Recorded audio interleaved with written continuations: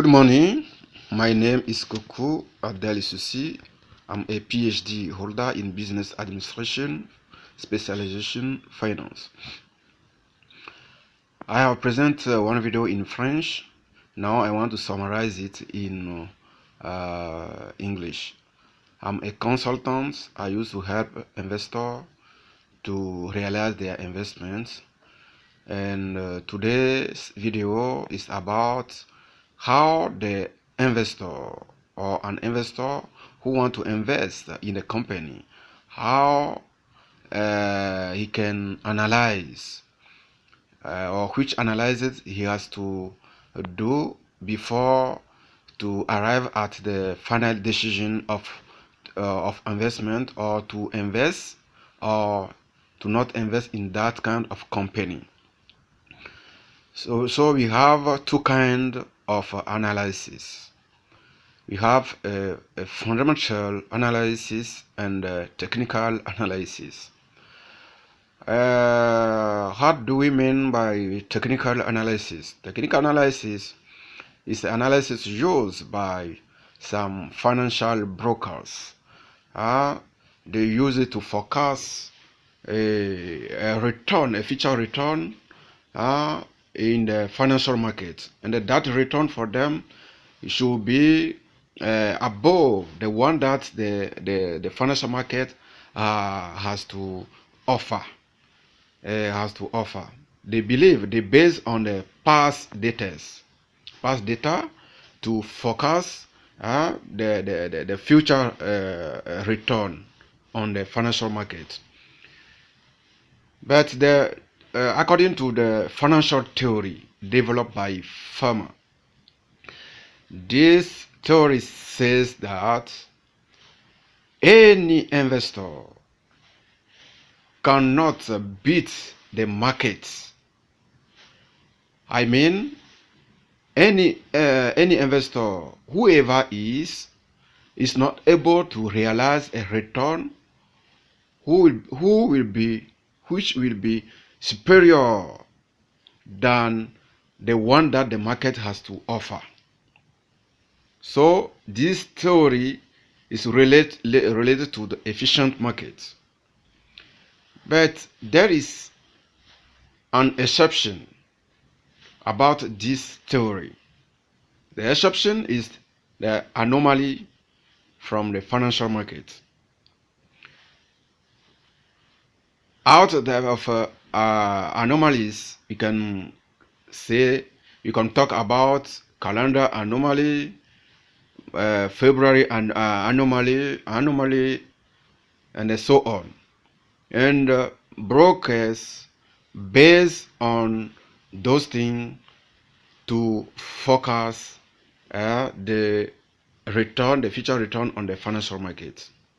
But in our next video, we are going to develop in detail how we call about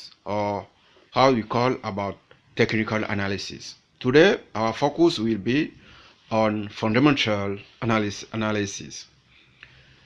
Through fundamental analysis, we have three types of analysis. We have economic analysis, we have sector analysis, and we have company analysis. Concerning economic analysis, which are the elements that an investor has to check before to decide if he wants to invest or not?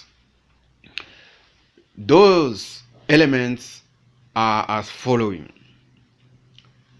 Investor has to deal with or to check on the economic trends.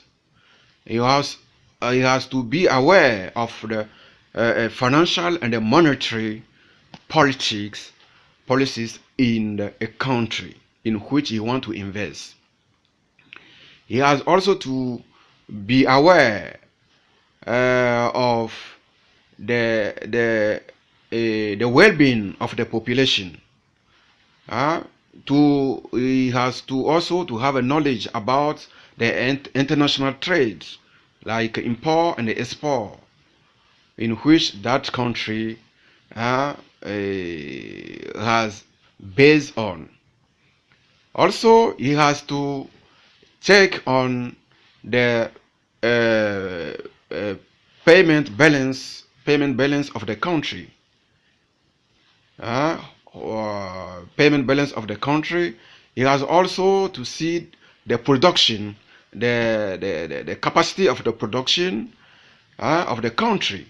He has to see also in the political environment if the country, the politic in the country is stabilized. So it's very, very important.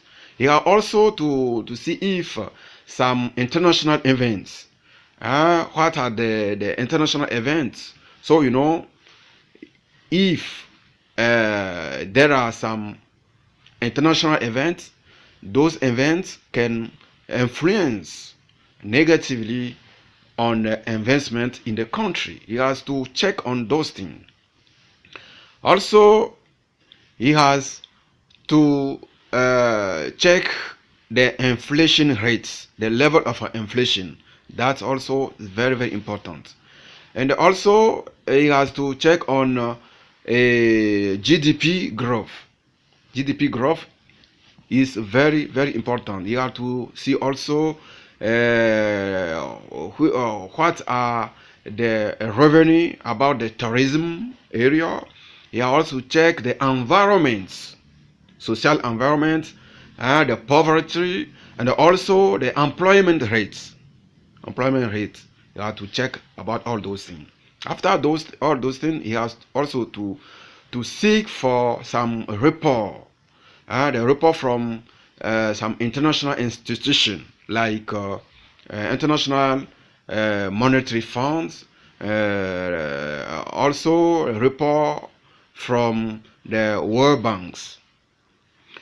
And also he has to check about the relationship between some regional organization like European Union, African Union, ECOWAS, and West African Economic and Monetary Union, and so on.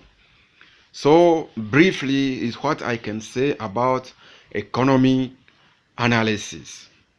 Concerning sector analysis, you have to check about the sector structure, and also what are the condition about the competition in that area, and they also have to check about the quality of goods and the service, and also the product life cycle. That's very, very important. He also to check about the relation between the demand and the offer. Demand and the offer. You have to check the relation between them. And they also to check about the potential future sales, the prediction, or the forecast about the potential future sales. That also is very, very important. Briefly, what I can say about the sector analysis. Now, concerning the company analysis, you have to analyze the income statement and the balance sheet of the company. You have also to look for the opinion from some experts. To look on also the prediction of the future sales or future revenue, and also you have to look for the policy, the accounting policy in that company, and also some information about the company, the historical information about the creation or the shareholders, the competition, the share of the company, all those things. You have to look on all those things. And after, he has also to check about the risk about the company, and the risk and the return.